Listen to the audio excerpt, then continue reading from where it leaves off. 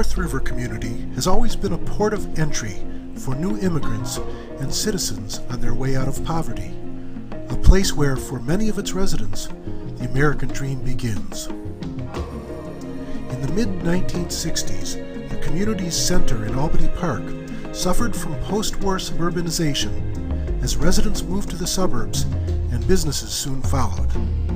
A once thriving community was facing the seeds of decline. That's when North Park University professor Bill Fredrickson united representatives from the university, Swedish Covenant Hospital, Albany Bank, and the Hollywood North Park Improvement Association to form the North River Commission. NRC brought together neighborhood residents, businesses, and institutions to work together, plan their future, and implement programs to improve their quality of life. I was fortunate enough to be at the first get-together at Northeastern Illinois University when Bill Fredrickson presented the plan for the commission. At that time, I was president of Peterson Park Improvement Association and went there as representative and got started. I think it just became a part of me. Being a homeowner in Peterson Park and with the children going to school there, it just was a natural thing to be a part of the whole situation.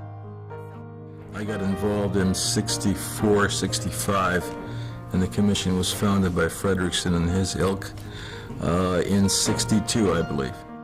I saw the commission form and liked what it stood for, and so that's why I got involved. Before I knew it, they asked me if I would head the housing volunteers going after slum landlords, and I loved that, just loved it, go after it. He saw the needs that were existing in the community. As he worked more and more with it, it just seemed to be more time consuming, more interest consuming, more dedication to it. It was a wonderful period of times, and it still is.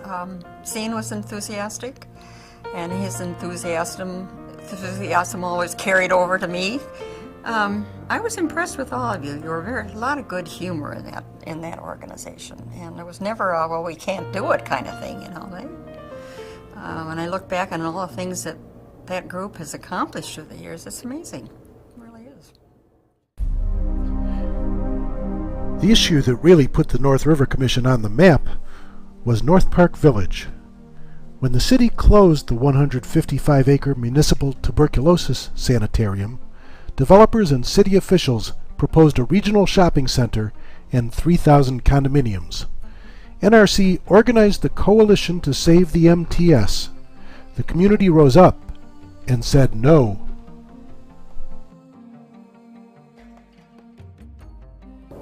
You're talking about 160 acres of open land in the middle of a city. So every developer in life goes with an errand. I'd like to do something in that site. And we had to fight that off on the average of once every 3 years.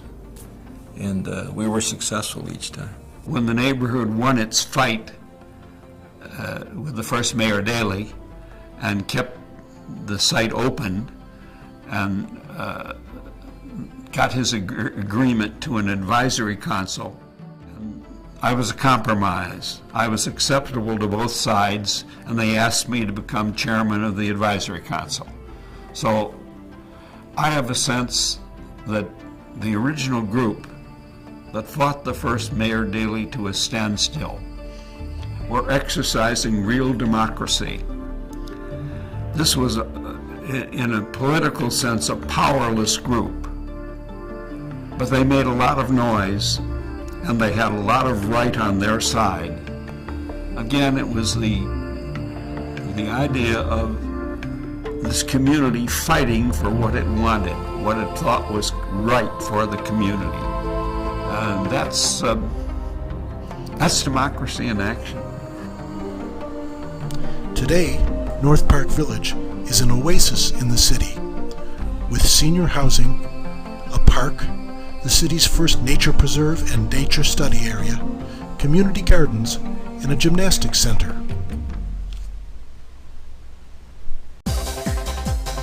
In the 1970s, the decline of Lawrence Avenue sent an ominous signal to the North River community. Junk stores, burned-out buildings, seedy businesses, and the deterioration was spreading into the residential community. We didn't have a very active Chamber of Commerce at that time. It was actually semi-defunct. It was just a few old guys sitting around and playing cards. They thought they were a Chamber of Commerce, but they really weren't. And I said to these old guys, would you like to really refuel your Chamber of Commerce? They said, sure. The Chamber became active and strong, joining with the North River Commission to form the Lawrence Avenue Development Corporation. At the corners of Kedzie Lawrence, Kimball Lawrence, and Pulaski Lawrence. And we built shopping plazas at Kedzie Lawrence and Kimball Lawrence, and a new Dominick store at Pulaski and Lawrence. LADCOR was constantly planning with the city, with each other, with businesses, with residents, as to how each of these corners was going to work. These developments triggered a flood of new investment. With the creation of LADCOR's Storefront Improvement Plan and the city's facade rebate program, dozens of storefronts were renovated throughout the commercial area. Together with aldermen and city officials, NRC, the Chamber, and LADCOR led a remarkable turnaround, creating a thriving, bustling shopping district that has become an anchor in the community and the envy of neighborhoods across the city. In the 1980s and 90s, the focus turned increasingly to schools.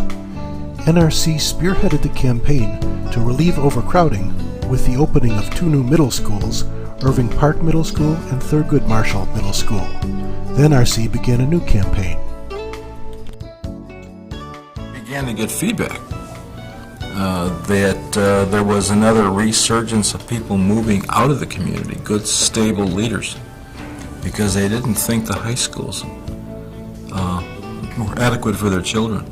And lo and behold, we had a meeting with Gary Chico, who was then the president of the Board of Education, and they said, what if we come up with a high school that is along the lines of what you're talking about, but you can't keep the aldermen out of it?